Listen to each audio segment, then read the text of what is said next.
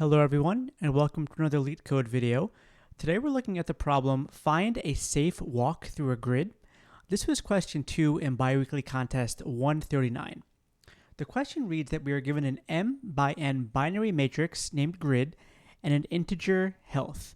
So we're going to start on the upper left corner of this grid, 0, 0, and we want to get to the lower right corner, which is m minus 1 and n minus 1. So we can move any direction. We can move up, we can move down, left or right, as long as our health remains positive. If we ever hit a cell ij where the value is 1, this is unsafe and it reduces our health by 1. So we want to return true if we can reach the final cell with a health value of 1 or more, and false if we cannot do this. So let's look at an example. We see this grid here, and this gray line outlines the path that we can take to get to the end of the grid. And there might not be only one path, there could be many paths. We just need to find at least one path.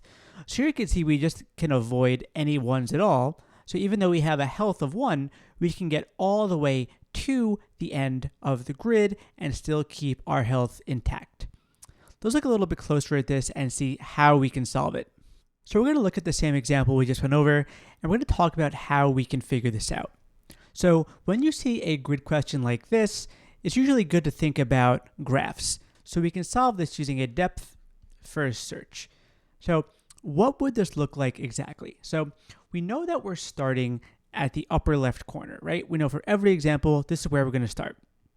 Now what we're going to do is we want to pick a direction to go. So let's say that we start at 0, 0, and then from here, we're going to explore all of our neighbors. So then let's say we come here to 0, 1. Well, here we see that we would actually lose our health, right? So our health here would be minus 1 from what we originally have, and we become 0. So we know this isn't a viable solution. Another option would be to go down, right? So here we can go down. We see that we have 1 health to start, but since we're going to a 0, it doesn't really matter since we can continue along this path. We still have positive health. And doing this, basically, we're going to go through every single example, iterate all our possibilities until we find a path that reaches the end. So this is a pretty straightforward case because we see that there is a very clear path to the end. But what if we had something a little different? So one thing we also need to think about with this problem is how do we handle when we inevitably reach a cell we've already seen? So let's think about an example. So let's say we take this path here, we go to 1, we go down to 0, we go down to 1, and then we come over to 0. Well, so we go to this cell basically, okay, and then we'll note that we visited that cell and then continue from there, right? But remember, there's more ways to get to the cell than just this one.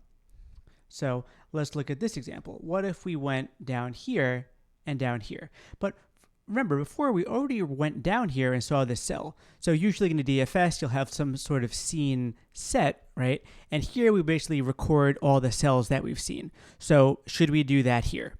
Well, yes, we do want to keep track of cells that we've seen so that we reduce redundant work. But there's another parameter that we have to think about. So let's say we start with a health of 5, right? So let's see what would happen. So we would come here, we'd hit a 1, our health would become 4. We'd come down here, our health would become 3, and then we would get to this cell here. Okay, so we've gotten to this cell with a health of 3. But what if we look at the other path, right? So again, we start with our health of 5, but here we lose 1 health. This goes to 4, and down here but here we have a health of 4. So actually, it's not enough to just keep track of the row and the column that we've seen. We also have to keep track of the health that we had when we got there. And this is what we're going to use in order to reduce redundant work. So why do we have to keep track of the health? Well, it should be pretty common sense that if we get to the same cell and have the same exact health, well, we've explored that option already completely, right? We've gotten to this cell before with a health of 4, and we played out how that happens already. So we don't need to do that again. But it could be different, right? We could get to this cell, as we saw with a health of 3, Or if there was another possibility, a different grid, we could get to it with a health of 6 maybe, or something different. So we don't know, right, from visiting it just once, that every time we visit that cell, if it's going to be the same result. So we're really going to keep track of our seen cells with 3 parameters. So we need to keep track of our row, our column, and our health.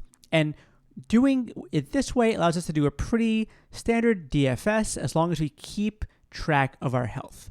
So what is the time complexity of this approach? So we're going to potentially visit every cell in every row, right? So m times n. But remember, we also need to keep track of our health. So we could visit the same cell multiple times with different healths. So we also have to multiply this by the health that we have, right? Because we could visit each cell for each number of health we have. So let's hop over to the code and see exactly how this works. So the first thing we want to do is define our recursive function, and it's going to have a few arguments. So we're going to take in our row, we're going to take in our column, we're going to take in our current health, as well as our seen set. So the first thing we're going to do when we get into our function is we're going to check what we talked about before. We want to see if we've been at this cell before with the same amount of health that we've seen. If we have, we know that we've played out this problem already. We've seen how it ends. So at this point, we can just return false. Otherwise, we'll say, okay, we're going to process this problem now, so let's add it into our seen set. There's also a case where if we ever get here and we have 0 health, we know that we can't go any farther, right? Even if we get to the end, we know that we have to have at least 1 health, so we return false here. Then what we're going to do is we're going to check if the current cell that we're on is 1. If it is, we know that we have to decrease whatever health we have by 1.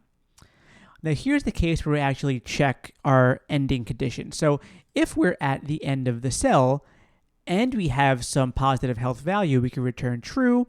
Otherwise, we return false. Then what we're going to do is we're going to go through all of our neighbors. So we're going to say for each one, we're going to get a new row and new column. If it's not in bounds, we're just going to continue past it. Otherwise, our answer is going to be our answer or the result of traversing this new problem. And then at the end, we just return our answer. So let's submit that and see if it works. And it does work. So hopefully this was helpful and made sense. And thank you for watching.